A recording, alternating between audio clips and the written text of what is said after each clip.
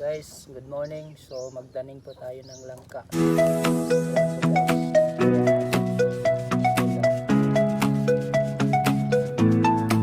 Ito na yung natapos natin.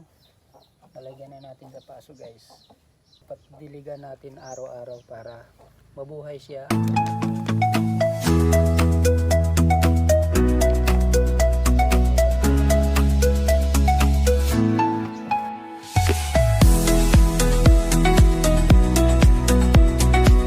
Gamitan natin ng spray para mabilis siya at maglaki guys.